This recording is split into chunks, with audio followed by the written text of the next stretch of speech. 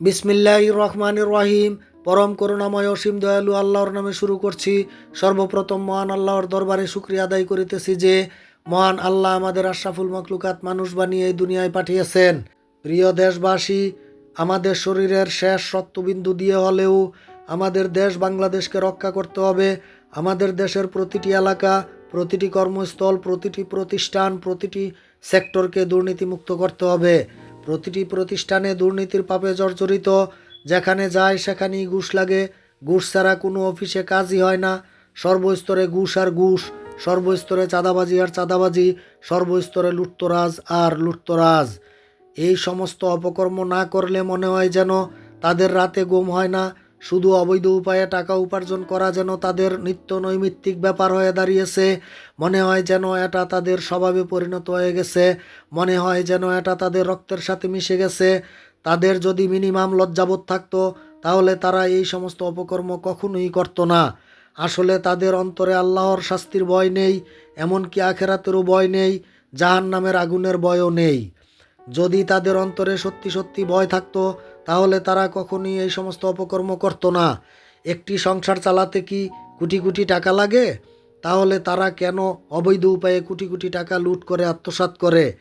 কিছু কিছু মানুষ রাজনীতি করে অবৈধ উপায়ে কোটি কোটি টাকা উপার্জন করে। কেন যে তারা এই সমস্ত পাপের কাজ করে? তারা যদি বিশ্বাস করত যে একদিন এই পাপের জন্য তাদেরকে দুনিয়া এবং আখেরাতে জবাবদিহি করতে হবে, তাহলে কি তারা এই সমস্ত ঘৃণ্য পাপ কাজ করত? আসলে তারা বিশ্বাসই করে না যে একদিন তাদেরকে বিচারের কাঠগড়ায় দাঁড়াতে হবে, একদিন তাদেরকে কঠিন বিচারের সম্মুখীন হতে হবে। রাজনীতি তো করে মানুষ দেশের সেবা করার জন্য, দেশের উন্নয়ন করার জন্য, দেশের জনগণের মৌলিক অধিকার রক্ষা করার জন্য, যেমন খাদ্য, বস্ত্র, বাসস্থান, শিক্ষা ও চিকিৎসা নিশ্চিত করার জন্য। আপনারা রাজনীতি করবেন আল্লাহর রাজি খুশি পাওয়ার জন্য, অর্থাৎ দেশ এবং দেশের মানুষের সেবা করে পুণ্য লাভ করার জন্য। আর সরকার তো আপনাদের প্রতি মাসে ন্যায্য বেতন দিয়ে সম্মানিত করবেন। আমার কথাগুলো দয়া করে বেশি বেশি শেয়ার করে এবং আমার ইউটিউব চ্যানেল দেশ গড়ার লক্ষ্যে এবং আমার ফেসবুক পেজে ফলো এবং সাবস্ক্রাইব করে সারা বাংলাদেশের ঘরে ঘরে পৌঁছে দিয়ে বাস্তবায়ন করে দেশের উন্নয়নে সহায়তা করবেন। প্রতি মাসে সরকার আপনাদেরকে যেই টাকা বেতন দেন, আপনারা তা দিয়ে সুখে শান্তিতে পরিবার পরিজন নিয়ে বসবাস করবেন। আপনাদেরকে কেন প্রতিদিন এক দলের সাথে আরেক দলের মারামারি করতে হবে? আপনাদেরকে কেন ঘুষ খাইতে হবে? আপনাদেরকে কেন চাঁদাবাজি করতে হবে? আপনাদেরকে কেন টেন্ডারবাজি করতে হবে? আপনাদেরকে কেন প্রতিটি সেক্টর থেকে, প্রতিটি প্রতিষ্ঠান থেকে পার্সেন্টেজের টাকার ভাগ নিতে হবে?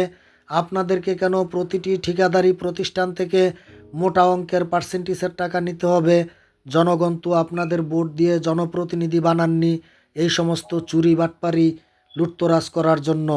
আপনাদেরকে জনপ্রতিনিধি বানানো হয়েছে সৎ ও নিষ্ঠার সাথে দেশ এবং দেশের মানুষের সেবা করার জন্য, দেশের মানুষের নিরাপত্তা দেওয়ার জন্য। আপনাদের প্রতি মাসে 3 লাখ থেকে 3.5 লাখ টাকা বেতনে সংসার চলে না কেন? তারপর সরকারি গাড়ি, সরকারি বাড়ি এবং সরকারি ড্রাইভার ফ্রি। তারপরও কেন আপনাদেরকে অবৈধ উপায়ে কোটি কোটি টাকা উপার্জন করতে হবে জনগণকে শোষণ করে বা জুলুম করে? এই সমস্ত অপকর্ম চিরদিনের জন্য বন্ধ করতে হবে।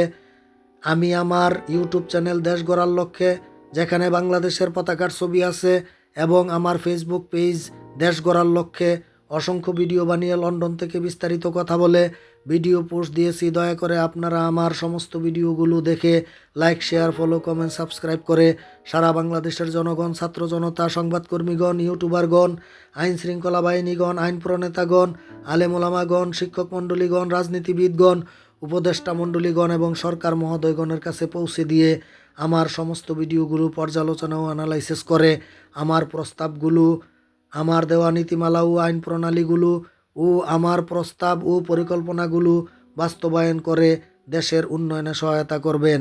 আমি সর্বদা দুর্নীতি নির্মূলের জন্য কথা বলি, দেশের উন্নয়নের জন্য কথা বলি, সর্বোপরি দেশের মানুষগুলো কিভাবে চললে দুনিয়া এবং আখেরাতে সুখে শান্তিতে থাকতে পারবেন সেই ব্যাপারে কথা বলি।